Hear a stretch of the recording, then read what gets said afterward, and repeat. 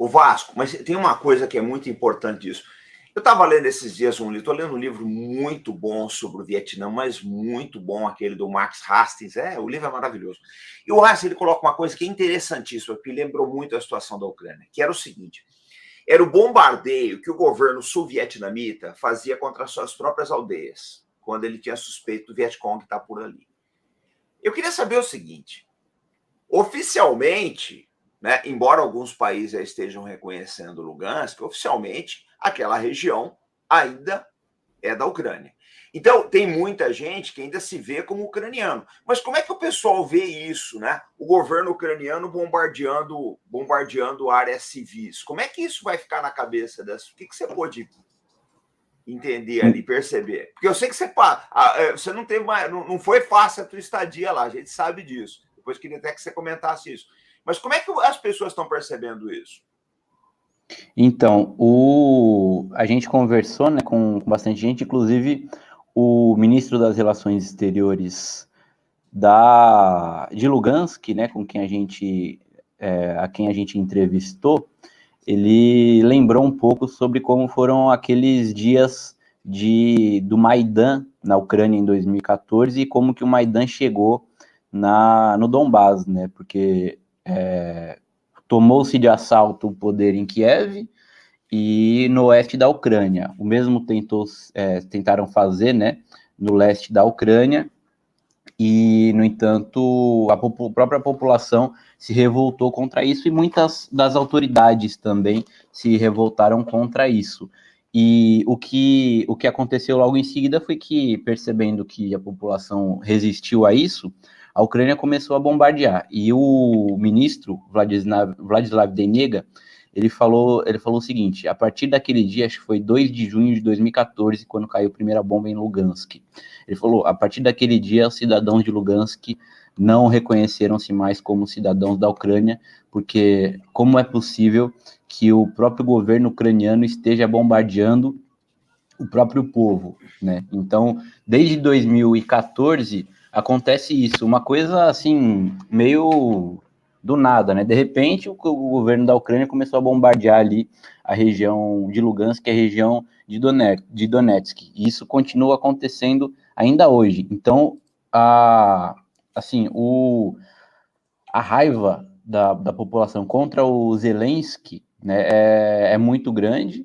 Muitos culpam os Estados Unidos, né, por controlarem o governo da Ucrânia, por enviarem, né, como é o caso do sistema HIMARS, armas para a Ucrânia bombardear os seus próprios civis, e isso daí só faz com que eles aumentem, né, a sua ideia de que precisam se integrar à Rússia, porque a Rússia os protege, enquanto que a Ucrânia os bombardeia, né? Então, o próprio regime ucraniano, ao fazer esse tipo de coisa, né, bombardear civis todos os dias, como ele faz em Donetsk, só faz com que a hostilidade da população ali do Donbás contra a Ucrânia aumente, né, e eles queiram cada vez mais se tornar parte da Rússia. O Vasco, como é que era o dia a dia nessas regiões? Porque a verdade é uma só, que pouca gente fala, né? Essa região está sendo bombardeada, na verdade, desde 2014, né? A violência ali, ela já tem quase uma década, embora a imprensa não falasse. Eu acho engraçado, chega a ser engraçado isso. Você olha a imprensa nacional, é como se essa guerra tivesse começado agora em fevereiro, como se até então fosse um campo florido ali, todo mundo cantando Imagine, todo mundo se dava bem, não tinha violência, não tinha nada. E a gente que acompanha o conflito, né, a gente que é profissional da área, sabe que o pau está comendo ali desde 2014. Como é que era a vida lá? O que você percebeu aí no dia a dia? No dia a dia lá em Lugansk, né? A gente, como eu disse, a gente ficou pouco mais de 2 semanas lá, e a estrutura, né, da cidade, a infraestrutura ainda é muito precária. Tanto como já era uma cidade mais de interior, né, fica no interior da Ucrânia. A Ucrânia, ela praticamente só tem Kiev, na verdade, apesar de ser o maior país da Europa depois da Rússia. A única região minimamente desenvolvida da Ucrânia é Kiev. E depois disso era o próprio Donbás, né, porque tem uma indústria muito importante. Mas Lugansk era como se fosse sempre foi como se fosse uma cidade do interior mesmo.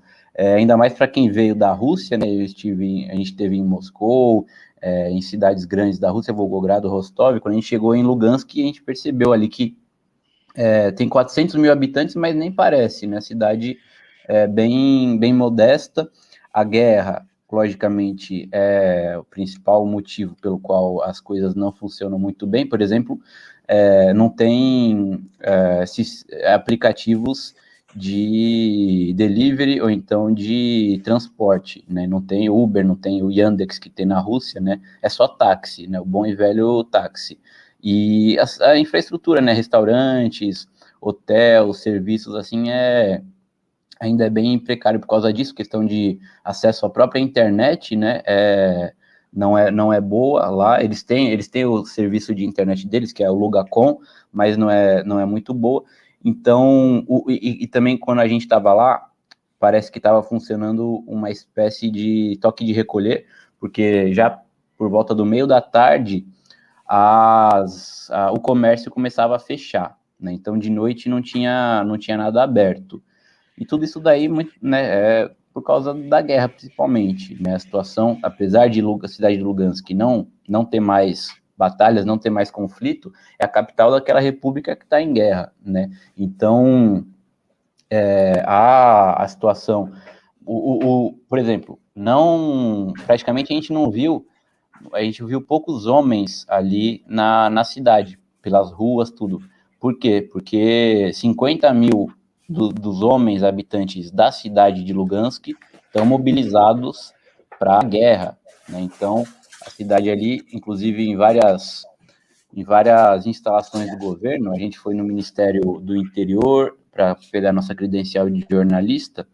Os funcionários que estavam lá, a maior parte eram mulheres, inclusive estavam fardadas, né? Pessoal da milícia popular, do exército, tem muitas mulheres ali que trabalham no sistema de administração do exército e da milícia. E os homens estão todos no front, né? Então, a vida nesses 8 anos mudou muito comparado com antes, né? Ali na cidade de Lugansk.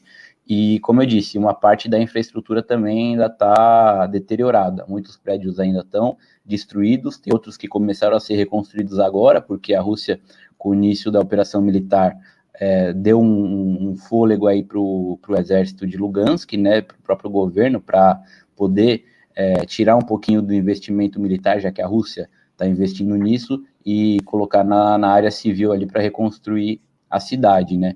Mas ainda mais agora com a volta, aparentemente, de alguns bombardeios aí da Ucrânia em regiões que já tinham sido pacificadas há muito tempo, eles devem agora reforçar, né? Ficar de olho aí para manter a segurança 100%, porque enquanto essa guerra não terminar, acho que eles não vão ficar, não vão dormir direito, né? Principalmente o pessoal que está na área da segurança